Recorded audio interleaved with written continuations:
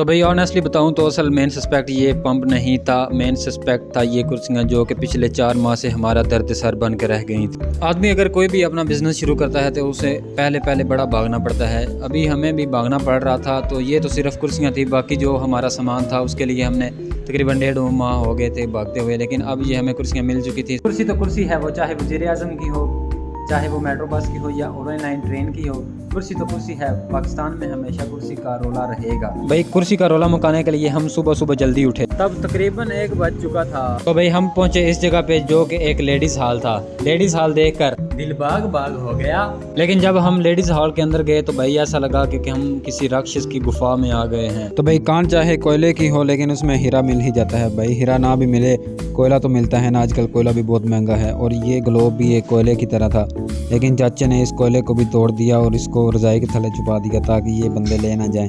ہم ویسے لینے تو گئے، کرسیاں ٹیبل تھے، لیکن ہمیں یہ بھی چاہیے تھے، اس لیے ہم نے یہ بھی اٹھا لیے۔ اب باری آئی کرسیاں اٹھانے کی، تو میں نے سوچا بھائی ایک دفعہ گتی کرائیں، لیکن انہوں نے بولا بھائی کام کرانا ہے، اگر کام نہیں کرانا تو نکل۔ اگے شاکر آپ ہی سے آنا ہے۔ باقی 3-4 سال ہو گئے تھے اس کمرے کو بند پڑے ہوئے، اس لیے سب سے پہلے ہمیں کرسیوں کا سانس بحال کرنا تھا۔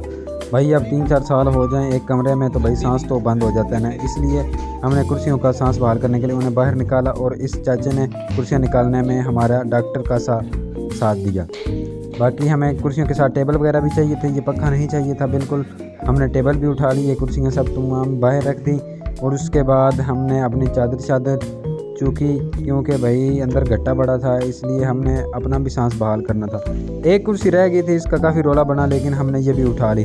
بھائی گاہک ہوتا ہے نا، وہ پیسے اس نے دینے ہوتے ہیں، اس لیے پیسہ سب کچھ کرا لیتا ہے۔ کچھ بھی شے ہوتی ہے وہ بندے کی بک جاتی ہے، اگر پیسہ نظر آ رہا ہو، نگد آپ کو ملنا ہو تو بھائی آپ کچھ نہ کچھ دے دیتے ہیں۔ پھر باری آئی لدائی کی، بھائی بڑے اوکھے ہو کے لدایا، میں نے دا ہی لگایا تھا لیکن لدا دیا۔